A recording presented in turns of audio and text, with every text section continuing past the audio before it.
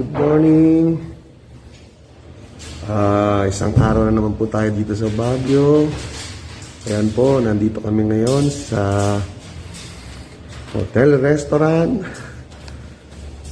Ayan. Good morning ulit sa inyo lahat. Magbe-breakfast po muna kami to start the day.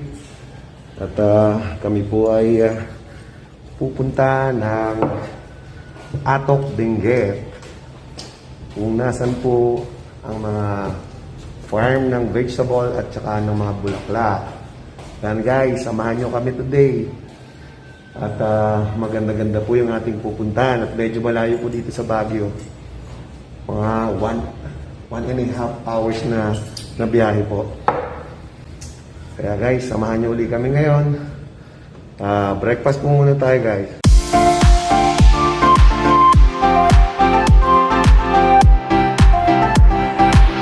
Ayan guys, on the way tayo ngayon para daanan yung ating contact person papuntang Atok.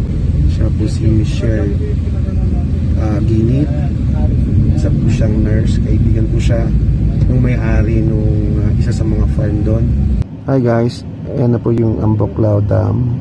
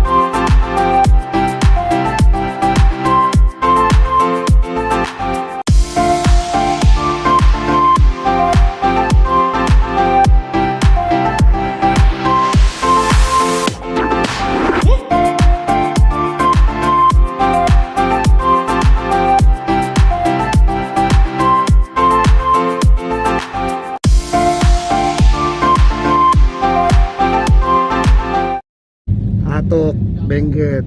Ayan guys, nakita nyo kung gaano kaganda ang view. Ayan talagang one of the highest place siya dito sa Benguet. Ayan, nasa mataas na lugar tayo. Ayan guys, si Ma'am Cher Ginit. Ayan, siya po yung napakabait na nag-guide po sa atin dito sa Atok, going to Atok. Yan po. Yan, siya po yung kasama namin. Siya po yung kabisado niya po ito guys. Tsaka kilala niya yung mga taga-DOT. Ganyan. Siya yung aming connection dito. Grabe, taas pala nitong Atok guys. Punta kayo rito pag nagawi kayo sa Benguet. Atok is the highest point in the Philippine Highway. Kaso, they found out later that there's one more area that has a higher elevation, sa main Which Ifugao is? naman. Ifugao. So this became the second highest point in the Philippine Highway. So third na lang siya. So, but here in But Atok. still So pretty much this one is the we're actually near na. This one is their market okay. area.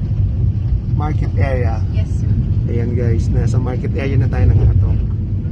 We're almost in the area.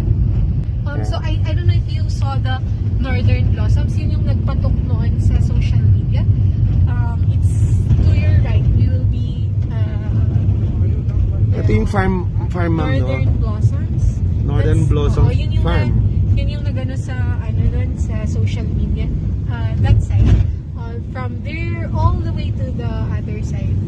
Yan yung Northern Blossoms. Ang galing nga kahit na yung main road may mga halaman. Ayan Yes sir. Kasi Atok actually is one of the they have the best climate in terms of flowers and vegetables. Yes. That's the reason why Mr. Hates chose Atok. And then since he became the vegetable, he bought all the seeds ng other areas. Tapos in-introduce niya dito. Kaya dito yung concentration ng mga vegetables na. And flowers. Yes, flowers.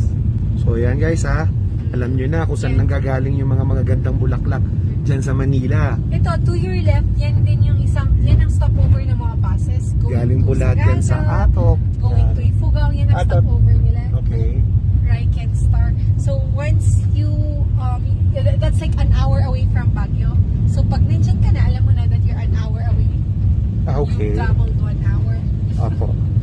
Ayan guys. Ayan yung mga vegetable dito. Vegetable farm. Ayan o. Ayan mga farm po yan dito guys. Sa Atok.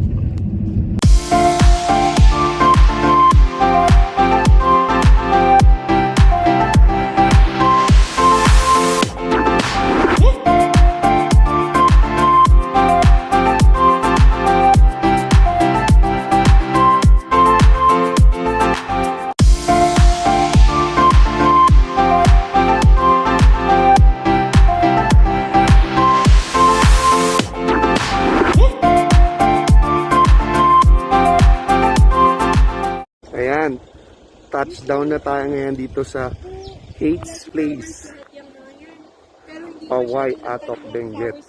Ito po, ang Hates Farm.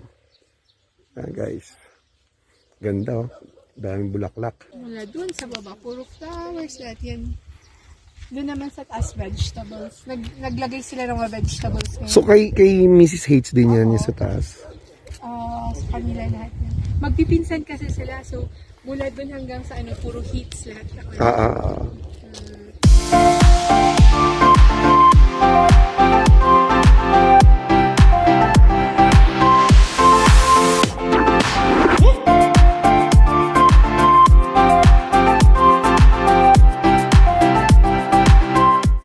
Nasturtium.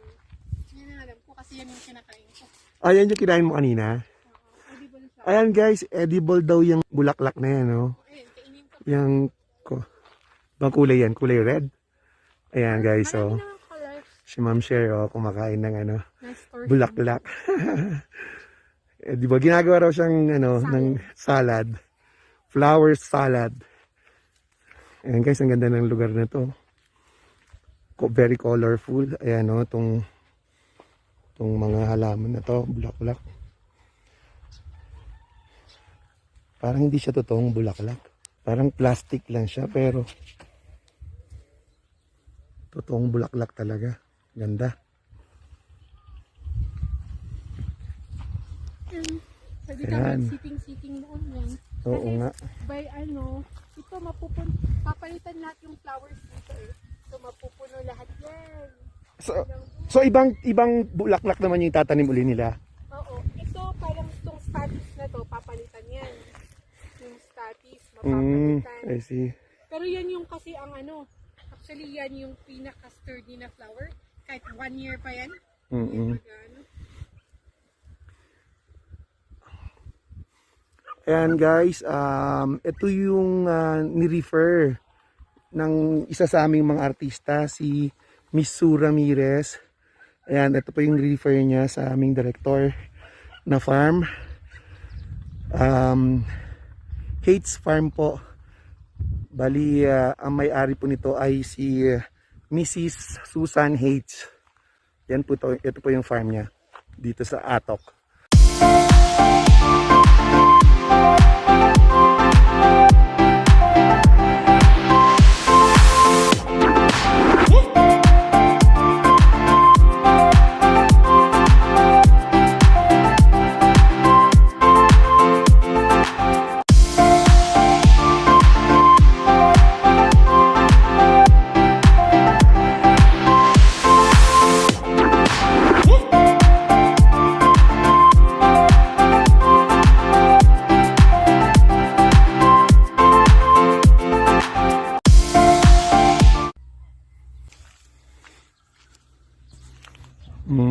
Sabi nila guys, hindi season ngayon ng mga flowers, hindi masyadong season ngayon.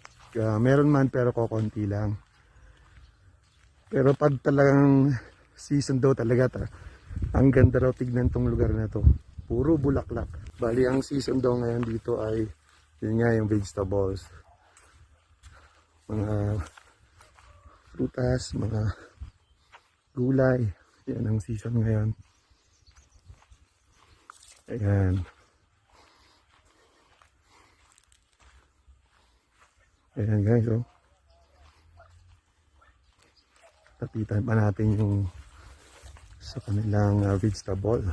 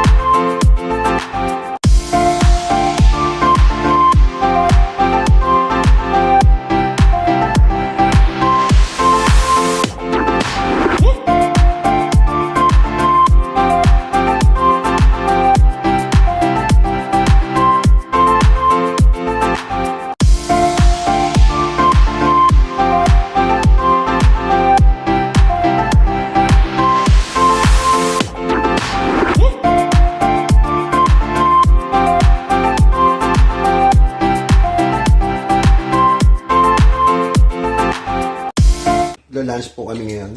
Patag. Oo, yan, no? Sarap. Oo. Fresh farm to table. Yes. Kaya fresh na fresh talaga yung mga vegetable nila dito, guys. Na. Yan. Yan. Habang nagla-lunch kami, ang ganda ng view, di ba? Ayan, guys. Kaya kayo pumunta na rin kayo dito para ma-enjoy nyo yung view ng Atok.